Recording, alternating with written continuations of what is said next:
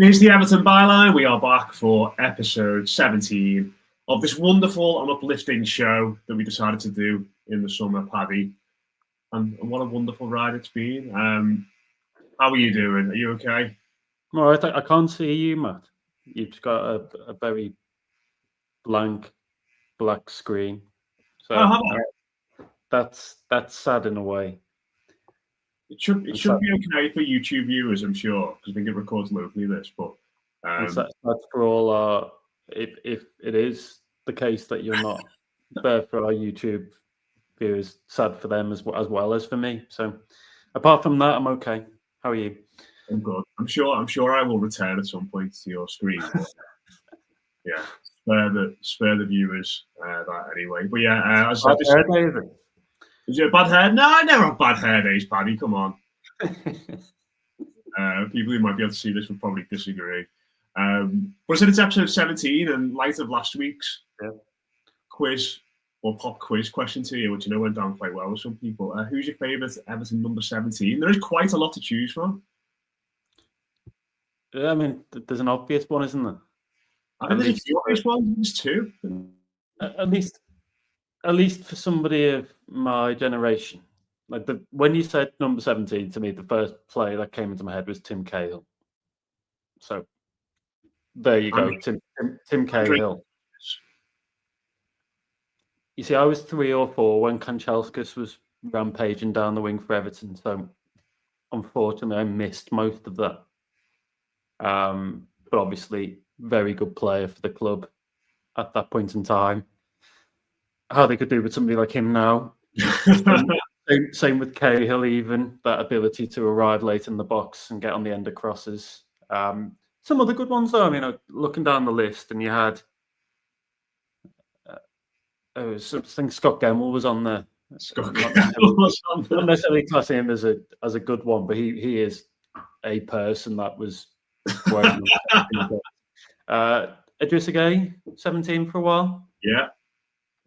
Alex Iwobi, who I think we're now seeing is a good Premier League player at Fulham, was 17 too. So I don't think either of those two will eclipse Cahill or Kanchelskis, but decent players and a better cohort than number 16, I'd argue. Much better. Romelu Lukaku as well, 13-14, won number 17. Right, so that was when he was on loan then? That was when he was on loan. And Gareth Farrelly won number 17 as well. Gareth Farrelly. Important player in Everton's, would we call it modern history, in Everton's history? I would say that outside of the conventional numbers, so the number 9, 10, and 11, like famous numbers, this is the most significant number in Everton. Certainly Everton's modern history, definitely. So, I mean, maybe there's a show in this, actually. We could potentially explore in a bit more detail here on the Blue Room. Want to talk about that instead of Sean Dyche? We could do, yeah. And it's going to be a very Dyche-heavy podcast today. But let's just get the admin out of the way before we delve into our Dychean topics. This podcast is sponsored by The Bridewell. I was in there yesterday. I was in town doing a bit of shopping. I popped in just before the Liverpool game kicked off, Paddy. And you'd be glad to know there was hardly any Reds in there. It was a nice atmosphere, nice pint of Guinness, and just. I think when you get a bit older, I'm not advocating drinking alone, but when you get older and you're like it's a bit more hectic, the solitary pint is a good one to have. And I popped in. Don was behind the bar, had a nice chat, just like half an hour, and it was lovely in there. So I would recommend everybody else who's not been in or is supposed to do a bit of shopping, just take half an hour to be free of everything concerns of stress in modern life and stop in for a little bit. Was that a reward map for getting Christmas shopping done? No, it wasn't Christmas shopping. It was just generic shopping. I'm not quite ready to tackle that head on yet. But no, the Bridewell is a lovely place to stop in. So do so if you're around and about this weekend or any place in the future. If you watch us on YouTube, whether you can see my face or not, do leave us a comment, do subscribe, do hit the like button, and if you're listening to us on Spotify, Apple, or anywhere else, do leave us a rating, do leave us a review. All these things help to try and get the content in front of more people. Let's get into it then, Paddy. It was bad, wasn't it? Saturday, it was really bad and dour. The weather was horrific. The performance was not good. I think it went almost exactly out to how everybody thought it might do as the game kind of panned out. I think the only thing missing was Johan Visa sliding in front of the away end, in front of the park end late on, as opposition players tend to do.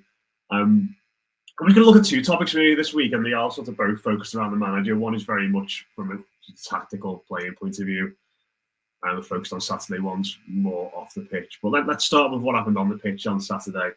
I think you described it in your tweet or on Blue Sky earlier, from your piece from the game, as that situation is Dyche's kryptonite. And I think aside from a team doing what Brentford did in the second half of 11 men, I can't think of a situation that is less suited to the way in which Dyche wants Everton to play, or beneficial from our point of view than what happened on Saturday with them just hunkering down for a bit and playing on the counter attack, because Everton had absolutely no answer to it whatsoever, did they? I would argue that Everton are the least suited side in the league, even including the promoted clubs like Southampton, Ipswich, when it comes to breaking down a deep block, to breaking down 10 men when they're sat deep. And when you add in that this was Brentford, wasn't a side that wilts under an aerial bombardment. I mean, they are absolutely massive. Those lads, Collins, Pinnock, there's significant height in that team, and they will not be bullied in the air by Everton. It just felt like a banana skin for the manager and for that group of players. Now, it's not hindsight. I turned around to people at half-time in the media lounge and I said, Everton are not going to win this game. And if anything, if one side wins, I think it'll probably be Brentford. Because I could just see that scenario that you laid out there playing out, where kind of something would happen for Mbermo or Lewis Potter or Visser on the counter-attack, or they'd nick something from a set piece and Everton wouldn't be able to break them down. Now, in writing the match piece on Saturday, one of the things I did was research Everton's results versus the share of possession. And it took me back to a conversation I had with Ian Woan this summer while they were over in Ireland, pre-season, over the summer, working on their plans for the new campaign. And he and the first team analyst, Matty Hawkes, told me that their data showed that Everton are best with about 35% possession. That when they make 300 passes or lower, I think was the benchmark. That's when Dyche's tactics are at their optimal and Everton are at their best. The more possession they have and the more passes they have, the less effective they become. So my research showed that Dyche has only won 2 games at Everton in which Everton have had over 50% of the ball. One of those was against Sheffield United last season. That was 58% and they won 1-0. Another one was a victory over Bournemouth where I think Everton had 51%. So even that's like a marginal thing, kind of 50-50 almost. Well, what does it tell us? It tells us that Dyche's sides are not set up really to deal with this amount of possession. And he probably doesn't coach in that way. He probably doesn't have the answers. And it was no surprise to me that Everton didn't find a way through. They didn't really look like finding a way through. And quite telling as well that if you look at the big chances in the game, the big chances that Everton had, a couple for Calvert-Lewin in the first half and maybe a late header for Beto. Most of those, the vast majority of those came when Brentford had 11. And Dyche himself said, I thought we were better when Brentford had their full complement before Norgard sending off. So I think that what it tells me is that we saw the manager's limitations on Saturday. We saw that the side isn't coached up to play in this way. We also saw that the side isn't packed with technically gifted, creative players. And I think this is where you see the limitations of somebody like Mikolenko at left back, for example, and what he can do on the ball versus predecessors, Leighton Baines, Luca Dean, even some of the others like Nuno Valente. They were all more creative players. And I think Everton didn't really have the guile. They didn't have the setup to break Brentford down. And it was all entirely predictable, unfortunately, Matt. Yeah, it's like I was exactly the same as you. Like as soon as they went down to 10 men, like I texted Joe Thomas, who was working on the game with, and said, I can just envisage Dyche in the post-match press conference saying that going down to 10 men actually hindered us. Like, and I think he said it verbatim, but you could just see that exact situation sort of unfolding. And it's just one of them where I think stuff like that, situations like that where we do have more of the ball, I think it just shows up, like you said, the limitations of Dyche, and it's particularly from an attacking point of view, because I feel like when you're playing against 10 men, you get that extra space and time to click into the attacking patterns that you would usually go with. So say for example that was a David Moyes team, like in his peak time at Everton, and they were playing against 10 men. You can envisage the situations that Everton would be finding themselves in. It would be primarily down the left-hand side through Baines and Pienaar, and then you would have a Morales or an Osman on the right-hand side sort of tucking in a little bit,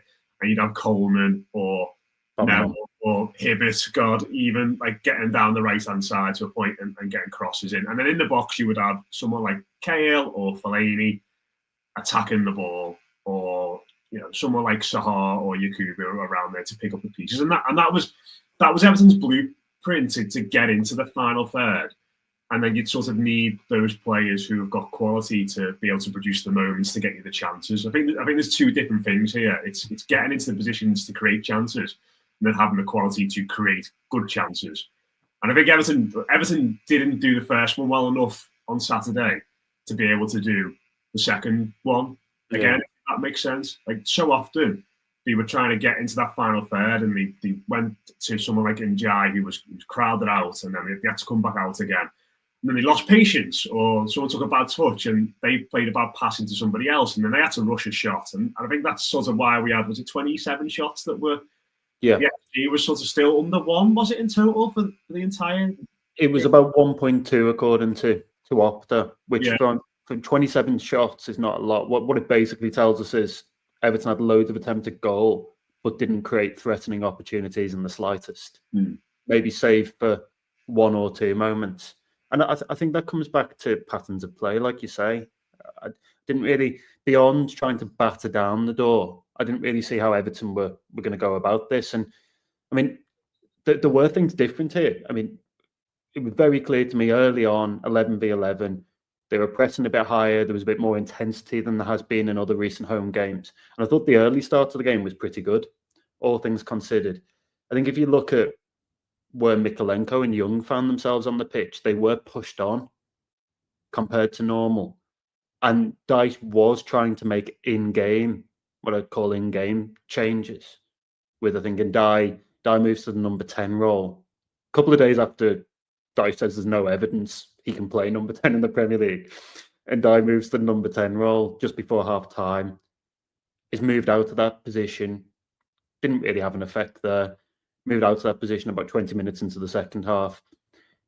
He and McNeil switch flanks at times, and Ndiaye goes to the left eventually, McNeil on the right, and they're both trying to cut inside. You can see Dyche directing both of them to kind of drive into the box inside on the stronger foot. There's a 4-4-2 change with Beto and Calvert-Lewin, which I mean, it's something different in fairness. It's a slight tweak in the formation, but I don't think it's had any real success yet, and I don't think it's likely to against the profile of defender Everton were up against. So there was an attempt. I think it was more of an attempt from Dyche to find in-game solutions here, and that's obviously been something he's been criticised for, is lack of substitutions, and I suppose the like-for-like nature of his changes. But there just didn't seem to be. I mean, at one point in the second half, there's chance for Beto, and I remember live tweeting at the time that I could understand why fans wanted to see another striker on the pitch and a different option. But I actually felt the issue was further back in the main, and it was in sustaining spells of possession and working Everton into areas where they actually could, kind of advantageous positions where Everton could either strike on goal or cross. And I think, going back to Iwobi, this style of play is really entrenched now. In the past, they had somebody like Iwobi who could manipulate the opposition around. He was what I would call a possession player. Under Moyes, you pointed out Everton had Pienaar. And here, there's not many of them. I mean, Dwight McNeil's not really a possession player in the truest sense. Iliman and Dyche maybe is, but he hasn't done so enough in his time at Everton for us to know for sure. And you look at the rest of them and the fullbacks.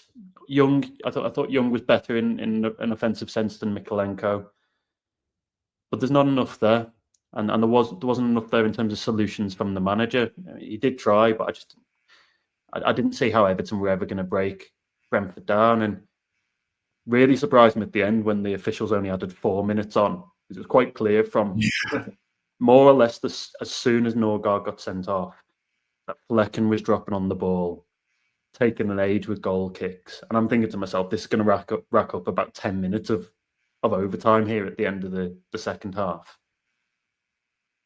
I do think, though, Matt, that if Everton could have been playing for an extra half an hour and they probably wouldn't have scored against Brentford on Saturday. Real lack of creativity. I don't think this is just about finishing. I think if you look at Everton's creative numbers, expected goals and things like that, they are way down the league this year. They're kind of 16th or 17th for expected goals, which means that their chance creation is right down. And not only are they not creating many chances, but they don't have players that are clinical enough anyway. So, I mean, the attack is faltering, and I would argue faltering badly.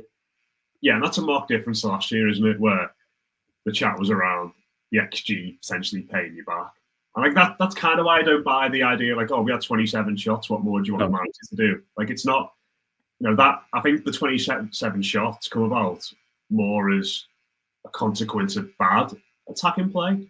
Like, going back to what I said before, it comes as a consequence of us not getting into good enough areas where you get 10 really good chances because we're getting to the edge of the box, losing patience and panicking, and just having a shot because they're out of ideas. Like, I think it's a consequence of that and a bad consequence of that more than anything.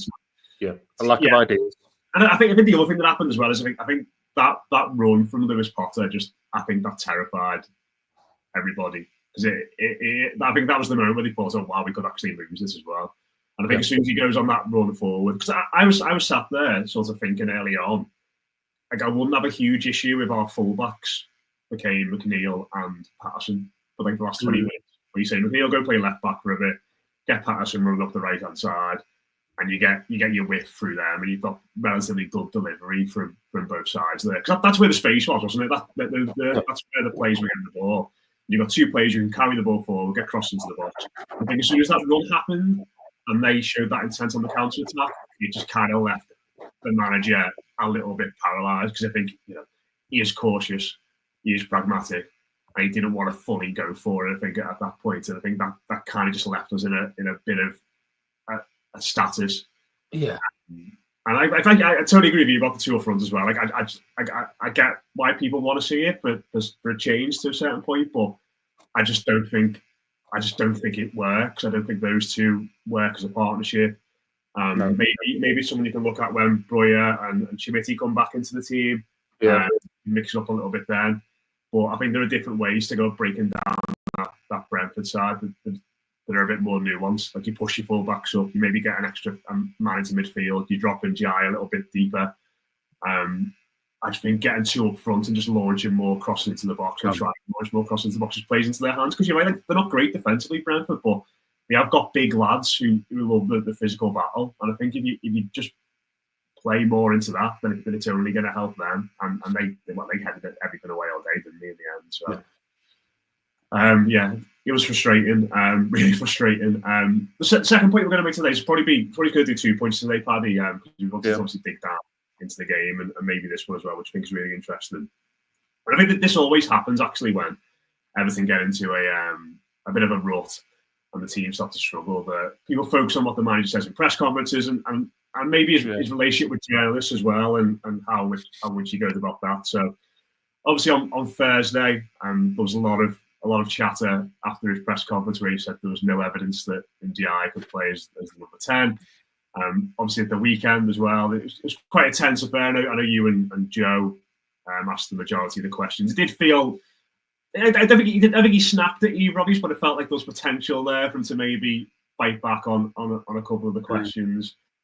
And I just wanted to get your opinion on whether you think that the manager in general this season has used the media and his opportunities to speak to the press and obviously by proxy the fans as well in a good way. Because if we've spoken a lot about self-preservation and the way in which expectations have maybe dumbed down a little bit, but it certainly seems that the focus has come on to that in the last couple of weeks, and maybe the message a lot of supporters want to hear about, we've got a new era, we've got a new stadium, we've actually got some decent players here.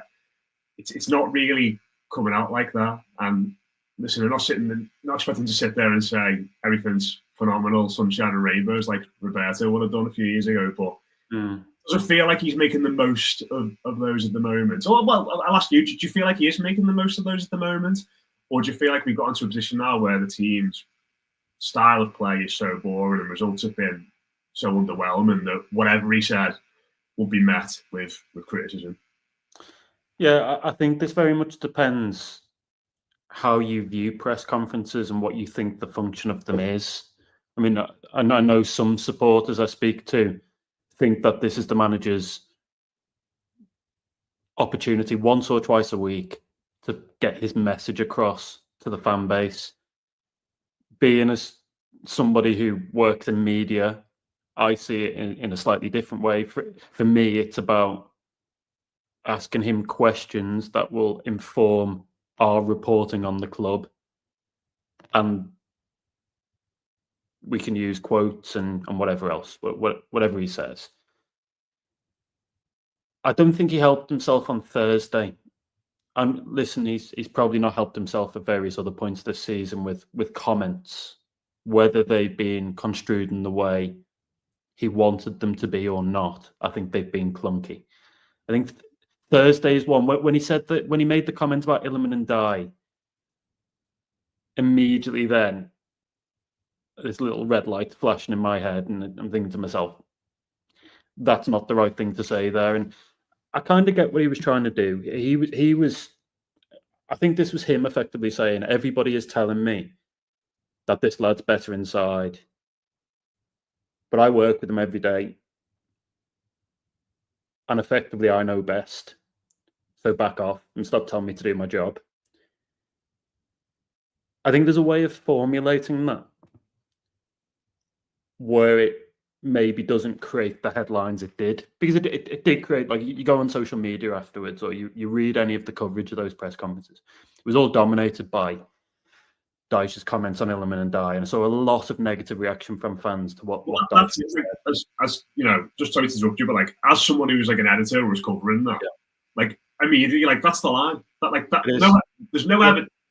Him saying there's no evidence that he can play in there, that is your line. Because from like you said, from a journalistic point of view, and just sort of sitting there listen to what he's going to say, and listen, a lot of the time you can kind of script his answers to questions in press conferences before you go in, can't you? So you kind of know what you're going to get. That is just something completely different. It was a little bit confrontational. There's a little bit of an edge about it. Yeah. It's a topic that people are discussing, and like you said there, like as soon as you hear it, because I know you don't necessarily go to press conferences, but you guys did a piece on it. Immediately I was on to Joe being like, that's the line for us to go on. Immediately it just sprung out, didn't it? Because of not just the answer, but the tone of it, and there is no evidence aspect of it. Yeah, I think actually that in the main press conferences, depending on who the manager is and what's going on, sometimes aren't as useful as people may perceive them to be or expect them to be. Kind of a bit of theatre with the cameras rolling. And it's almost an exercise in how little the manager can get away with saying to media. Here, obviously, though, that there is quite obviously a line. I mean, there have been times in the past where we've had 15, 20 minutes of Dyche audio from press conferences, but there's not been anything noteworthy at all, and it's not made a piece. But I think there immediately you're thinking to yourself that is a significant line, because even within what he said, I think he says there's no evidence, doesn't he, that Ndiaye can play as a number 10. And I think probably maybe he meant to say as a number 10 in the Premier League. But very quickly he can see people on Twitter getting up and Dyche's transfer market page where it shows how many times he played for Sheffield United in that role, how many times he played for Senegal in that role, how many goals he scored in that position, and so on. And there's obviously a sense that Ndiaye was signed as a versatile forward, but a potential option in that number 10 role. So I don't think that kind of stuff is helpful. And there have been other examples like that throughout the season. So there's two things here. There's what I would class as self-preservation, and anybody that listens to this podcast knows we've spoken about this before, this idea that Dyche is actually disseminating a message to everyone in football, not only Everton fans, to try and shed some light on what he perceives the situation at Everton to be. I also think the other side of this now is Dyche wanting to, under criticism, and he knows he's being criticised, to put his points across on Ndiaye and everything else.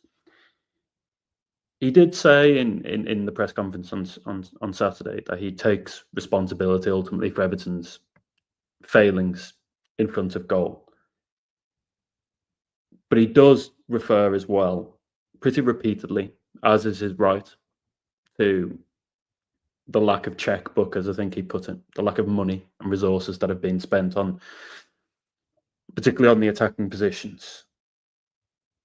But I think it just leaves people with a sense, based on the comments, based on what's happened on the pitch, that not much is going to change.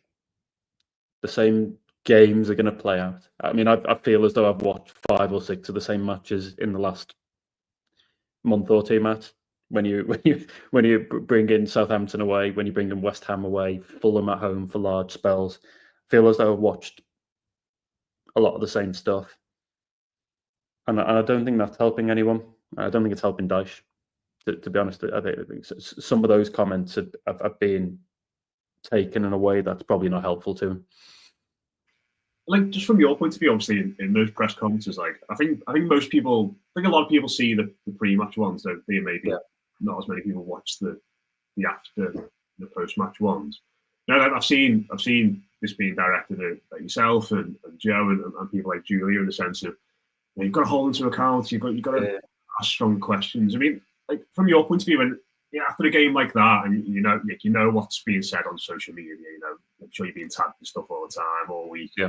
Like, how do you pitch the questions in that point of view? Like, will you come in and pick up his body language? Will you pick up on what he says to other people and how open he is, or whether he's snapping back, or is it just kind of one of them where you've just got to stick to your guns a little bit before he comes in and just kind of grin and bear it? Because I think it's a difficult one, isn't it? Because I suppose you want to, not hold him to account, that's not the right phrase, but you want to ask the tough questions. But you've also got to have a working relationship with him, and the people at Everton have got to be preserved over the course of a busy few months. He might be here to the end of the season. It must be a difficult one to kind of balance properly. Yeah, I mean, I go back to my point earlier about what we're there to do, and we're there as representatives of a media organisation to compile stuff for our pieces. And often I'll have an idea what I want to write about, and there'll be certain topics in a press conference I feel the need to tick off. I'm not necessarily, even though I grew up supporting Everton, I'm not necessarily there as a representative of of the fans in that moment in time. I'm there as a journalist for The Athletic, doing my job for The Athletic. And I think I probably don't pay much attention to what is said on social media directed towards me, because I think in this job you've kind of got to have the principles in place anyway, and the courage of your convictions. And I write what I think the situation is, whether people will agree or disagree. I don't think you can just necessarily pander. I think the other thing here as well, Matt, is, given what we've said about Dyche, I mean, we know he's stubborn in the way he approaches team selection and the way he sees the game. He's got a very clear set of rights and wrongs, and everything's either black or white. I'm not necessarily sure that me or Joe or Julia or whoever else is there at a press conference effectively telling him that he should be doing X, Y, and Z is going to prompt any kind of change of any meaningful extent. I think it's going to go more into a shell, I imagine. Well, if anything, it's more likely we're more likely to get versions of what we had on Thursday, which was him saying there's no evidence that Iliman and Dyche. Everyone keeps telling me that Iliman and Dyche should be playing as a number 10. There's no evidence to suggest that. Now, where's he got that from? Has he seen that on social media? Has he been told that when he's been walking down the street? Has he seen it in something that's in the media already? I mean, obviously, I've written before about wanting to see, and we've spoken on this podcast about wanting to see Ndiaye as a number 10. I think that there's no suggestion that any form of confrontational approach will necessarily yield better results in terms of selection, in terms of everything else. So I think you're trying to stay true to your convictions and ask the questions that you think are important. And often the questions you think are important, you would hope are the same that fans think are important as well. So look at Saturday and what was asked. If you can watch that, he's asked who takes responsibility for the side's lack of goals. Isn't it on them effectively as a coaching staff to do more with the resources at the disposal? Why has there been a drop off this season in the attacking numbers?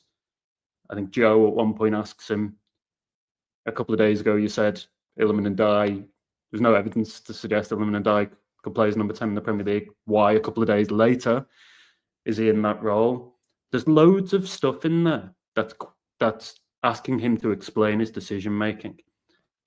I think it's just done in a very considered and measured way, kind of as it needs to be in that kind of public forum. We're there to represent institutions. We're not there to shout and scream. Yeah, I was messaging you yesterday. I was saying I've got a theory that he gets some of his tactical ideas from press conferences. I like the theory. I like the theory. I think it's really interesting. But I mean, probably worth dangling that carrot and asking one of the lads from the Echo to test it out. And you know what question I'd ask him, Paddy, if I ever managed to wangle my way into one of these press conferences, don't you? What would you ask? I'd ask him. I'd say, Sean, if your players were 10 minutes late for an appointment, how would you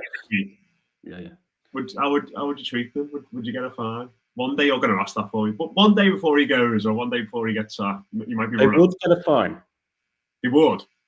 I mean, I'm pretty sure that's how the fines system works. I believe.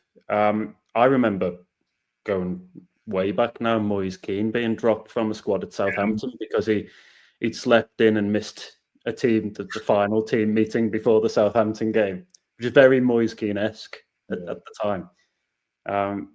So I think punctuality is very important when it comes to the players.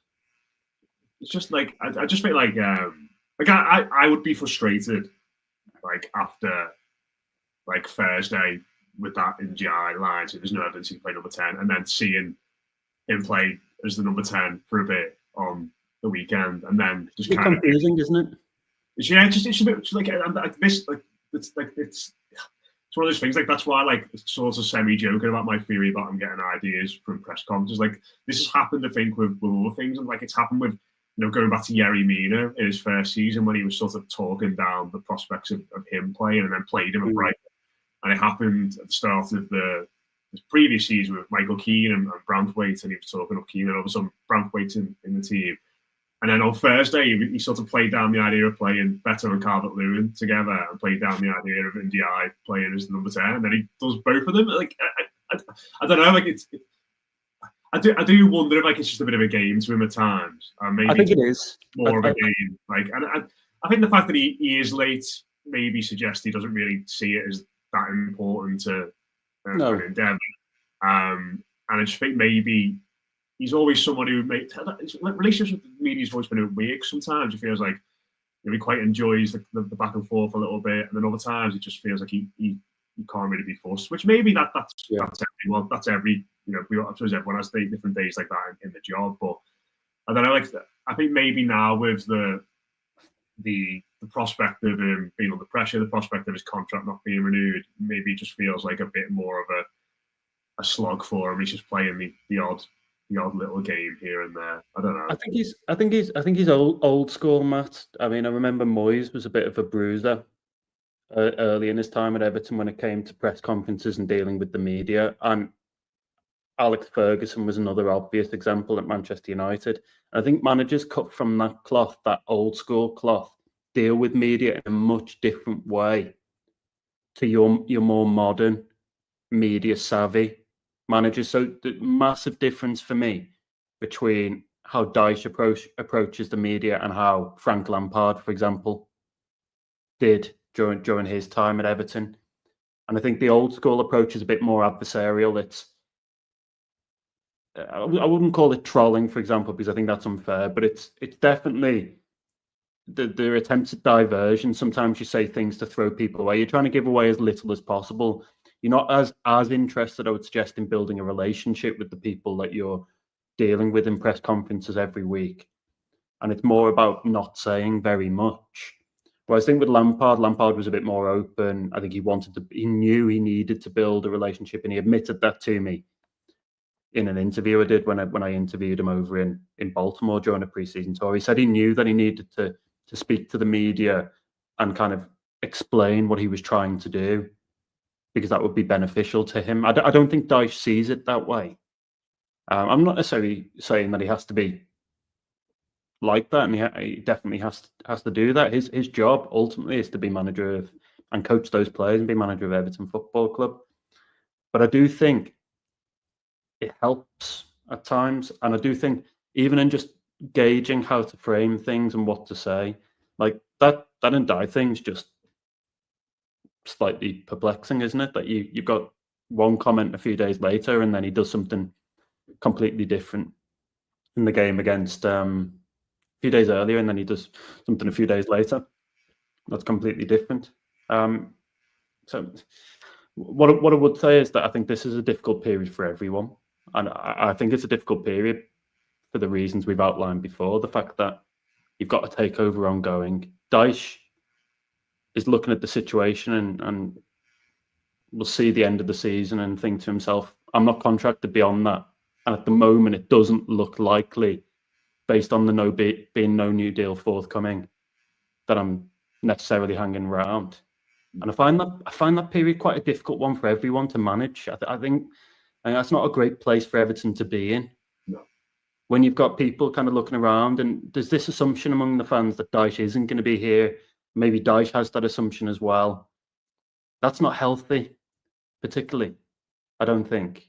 And I wonder how you can continue to stay motivated to perform right at that top level when that's happening. That's just my theory on this, but he's not the only one in that position. There are lots of players out of contract. There's a director of football out of contract. And ultimately, they need to do the jobs and get on with it. And 11 points from 12 games, less than a point per game. And I don't know if you saw that stat in my piece that was published on Monday, Matt, but I think it's 25 points in 30 games in 2024 in the Premier League for Everton. I mean, I didn't, and I wish you hadn't told me. And then you extrapolate that over 38 games, and I think that's the equivalent of a 31.5 point season. So there's been a massive drop off here. Only last year, Everton had 48 points in the Premier League prior to deductions.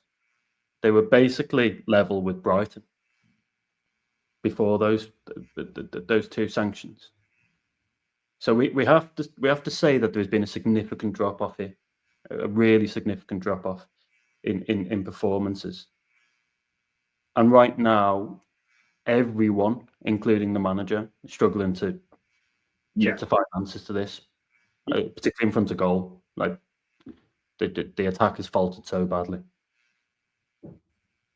Like the last thing I'll say on this, like before we wrap, is like I just feel like it's got to that situation now. Like I know we've had a big in-depth discussion about look as kind of bad as possibly to protect myself, and like that's not healthy, like you said, and it just feels like everyone just needs to kind of get through these next few months to the end of the season, just from some like professional pride, really. And if you want to make yourself look as good a manager or as good a footballer as possible before you leave at the end of the season, then play well, win more games. Like that kind of feels like it's going to be the mindset, and it feels like it's going to be a slog.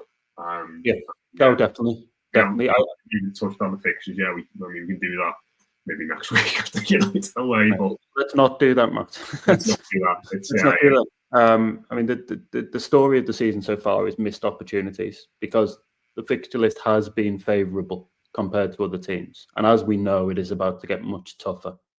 But I think Saturday goes down as another missed opportunity. And I mean, for me, focusing on the match piece angle, it was very much the limitations of Dyche and the limitations of Everton.